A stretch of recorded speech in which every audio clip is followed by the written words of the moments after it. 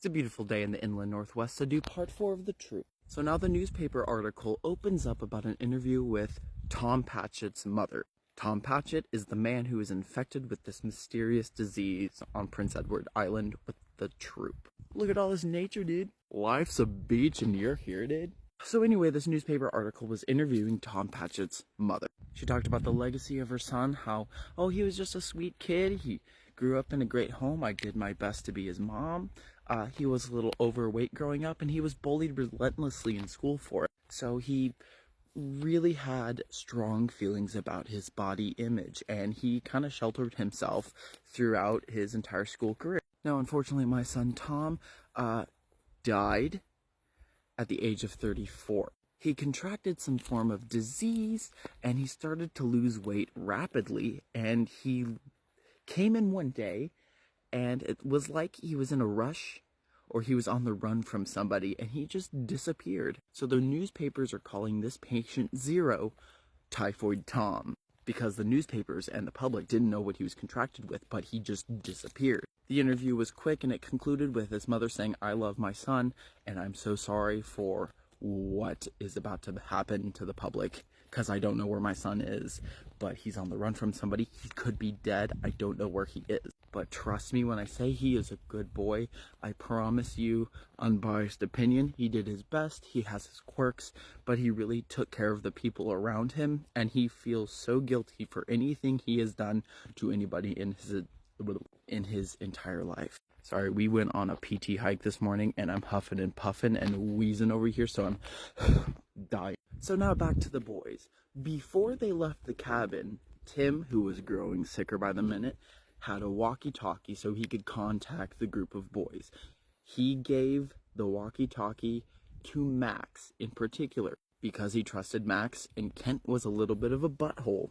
Ephraim had an anger problem, and Newton wasn't bold enough to communicate yet. So Tim specifically gave Max the walkie-talkie, and he's like, "If you need anything, let me know. If I need you, I'll reach out to you, but go do your merit badge stuff, and I will see you around sunset."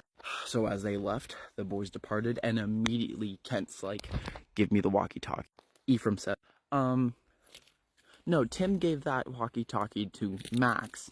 That's Max. Max is the leader. He's the communicator today, not you, Kent. And Max is, honestly, dude, I don't really want the walkie-talkie, but I'm kind of like honored to have it.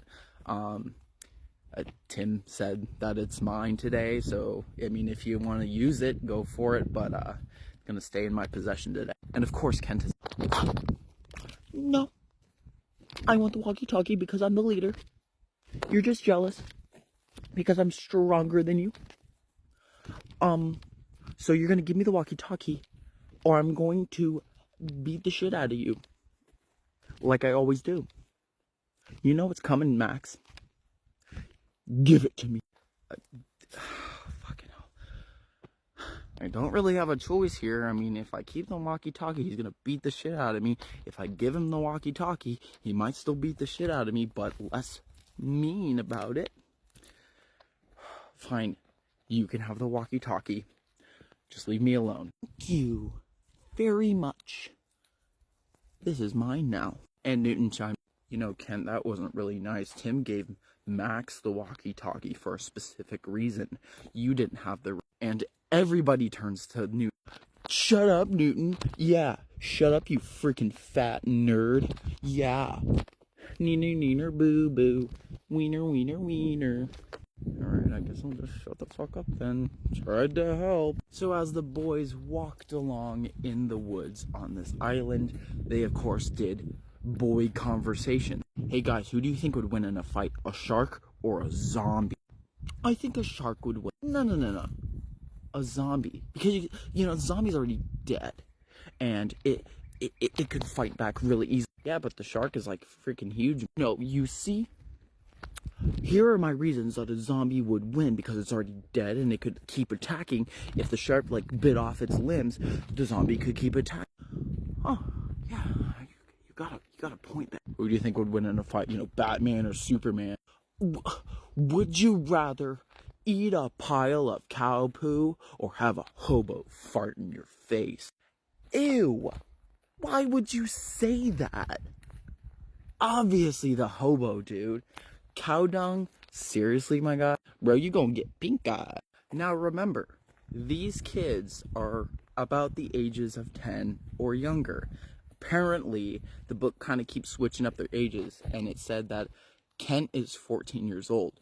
But at the beginning of the book, it said that everyone was 10 years or younger, so I'm confused. As well as they're on the hike, Ephraim pulls out a pack of cigarettes and starts smoking. Bro's in like elementary school, and he's the only kid in the entire school that smokes. And of course, Newton's like, you can't do that. Smoking is bad for you because my mom says that you're gonna get some lung problems and you could get cancer. Dude, shut up.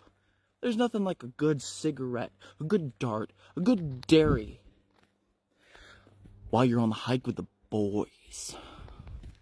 Now leave me alone. I'm on Smoko.